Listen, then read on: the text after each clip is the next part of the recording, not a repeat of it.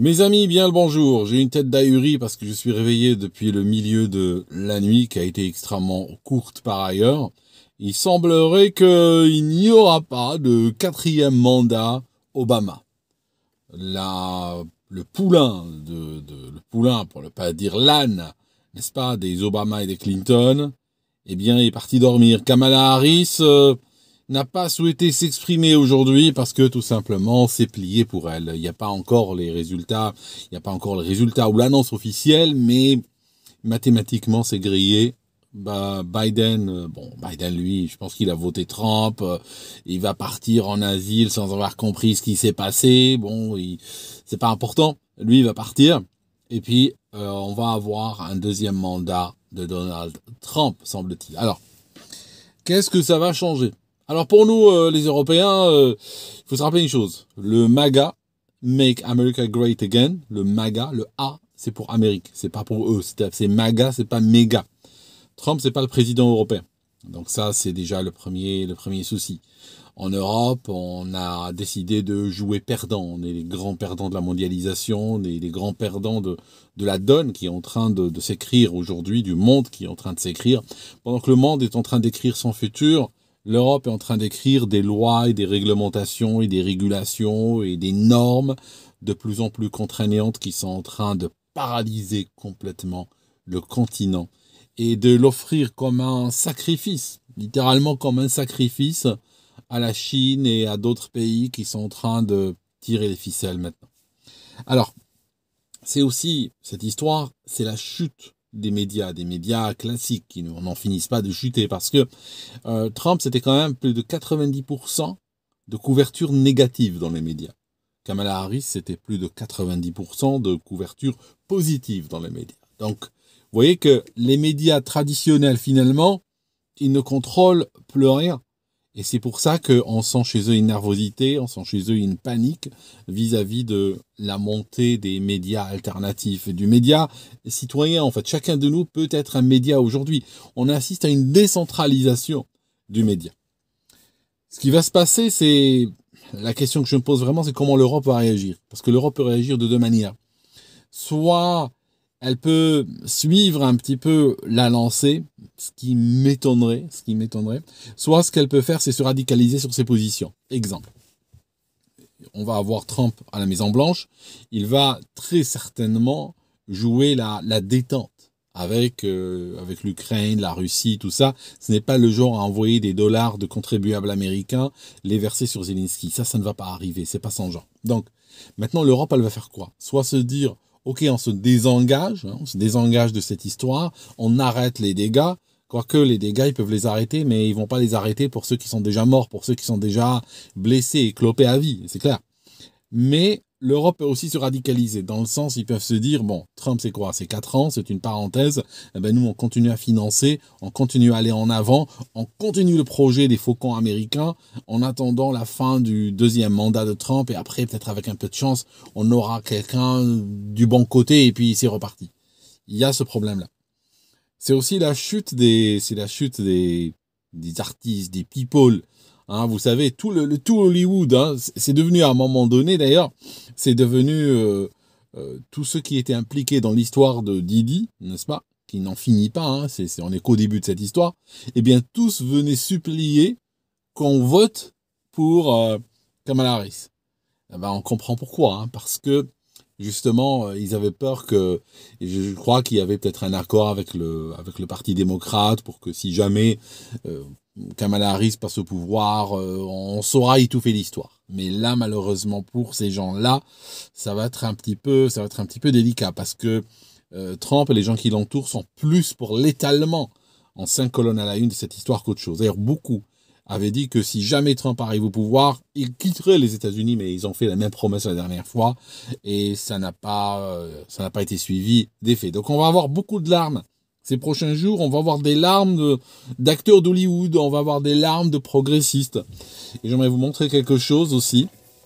Si vous aimez les larmes d'écolos, ou bien d'escrolos, il y a mon livre Escrologie qui est sorti hier.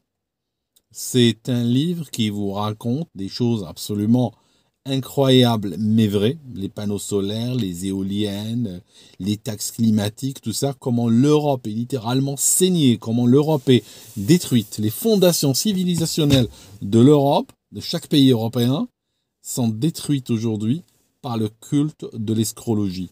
Idéologie dans une main, finance dans l'autre, et c'est des gens qui viennent s'accaparer, c'est des forces qui sont très bien organisées, qui viennent s'accaparer de pans entiers de l'économie occidentale, européenne en particulier, qui est ventilée ailleurs sous forme de billets verts. Donc, vous le trouvez sur Amazon. Qu'est-ce que j'aimerais vous dire également?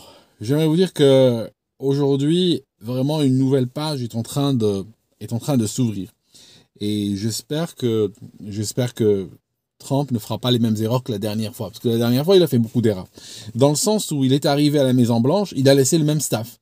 Il a laissé des gens qui avaient été briefés par Obama, des gens même qui renseignaient Obama, des gens qui bloquaient tout ce qui était en train de ses décisions, qui traînaient des pieds. Donc, ça a ralenti sa présidence.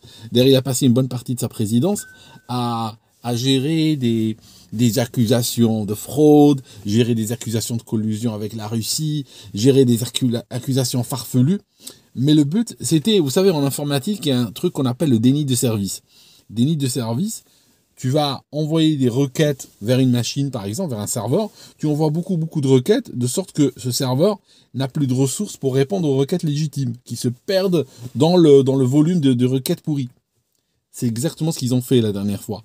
Ils l'ont bombardé, lui ont fait perdre son temps, de sorte qu'il a passé 4 ans à gérer du n'importe quoi et avoir très peu de temps libre pour faire autre chose. Donc il faudra s'attendre aussi à de grosses saloperies de la part des démocrates. C'est pas terminé l'histoire. C'est pas qu'il va arriver dans la joie et la bonne humeur et puis on va reprendre à zéro. Ça risque d'y avoir des heurts de toutes sortes. Il y a aussi le fait que les démocrates contrôlent la police, le FBI. Rappelez-vous, le FBI, la dernière fois, il a protégé le candidat Biden en couvrant les frasques de son fils, le fils Biden, Hunter Biden. Et on avait aussi les réseaux sociaux. Aujourd'hui, tous les réseaux sociaux sont côté démocrate, excepté X ou Twitter. Mais les autres sont pro-démocrates à 100%. Donc c'est pas juste qu'il va arriver au pouvoir et ça va changer. Par rapport à la Russie aussi, il y a des gens qui disent on aura une détente et tout. Oui et non, je vous explique. C'est-à-dire que la présidence de Trump, c'est 48 mois, grosso modo, c'est 4 ans. Or, l'histoire qu'il y a entre la Russie et l'Europe, le reste de l'Europe centrale et de l'Ouest, c'est quelque chose de beaucoup plus profond comme problématique. C'est pas une problématique qui est liée à une présidence qui dure 4 ans. C'est beaucoup plus profond que ça, dans le sens où il y a une confiance qui est rompue probablement pour des générations. Il y a des choses très graves qui ont été dites, qui ont été faites, de sorte que il faut pas s'attendre ou il faut pas croire que parce que on a Trump au pouvoir, ça peut créer une détente temporaire, bien entendu. Je sais pas pourquoi. Attendez, je vais bloquer ça. Ça peut créer une détente temporaire, oui, mais il faut pas croire que le problème est résolu pour toujours, non. Donc on va avoir une détente peut-être temporaire, mais le fossé continuera à se creuser, les BRICS continueront à se renforcer, la dédollarisation va continuer, parce que tout simplement on ne peut plus faire confiance aux États-Unis, on ne peut plus faire confiance à l'Occident. Vous voyez ce que je veux dire? Ok, aujourd'hui ils ont Trump c'est un businessman, il veut faire du business, faire des affaires. Oui, c'est bien, mais rien ne dit que si jamais dans 4 ans, les Américains votent pour une autre administration et que soudainement arrivent des belliqueux, ça peut changer du jour au lendemain, la politique. Donc c'est une politique qui devient très très instable, très imprévisible, qui peut faire 180 degrés tous les 4 ans. Donc une politique pareille, la plupart des pays se projettent sur un horizon de plus de 4 ans. Donc, ok, c'est une petite détente, c'est bien, c'est un épisode, une parenthèse dans les hostilités, c'est bien, mais il faut pas croire que les gens vont pour autant dire ok, c'est fini, on enterre le passé, on enterre la hache de la guerre et puis on recommence à zéro. Non, je ne pense pas que ça marche comme ça. En tout cas, il faut s'attendre à de grosses décisions, des violences possibles aussi, des violences parce que Il y a une radicalisation dans le débat politique américain qui est devenu de plus en plus violent. Il y a même Biden qui a menacé à demi-mot, hein, qui a menacé les électeurs de Trump et tout ça.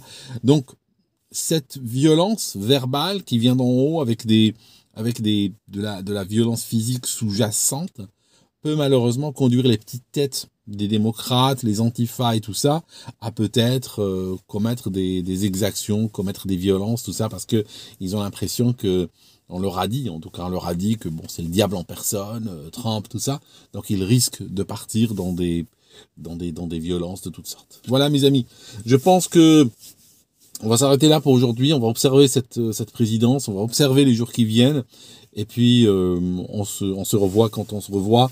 Je vous rappelle encore une fois, mon livre sur l'escrologie qui est sorti hier sur Amazon. À très bientôt.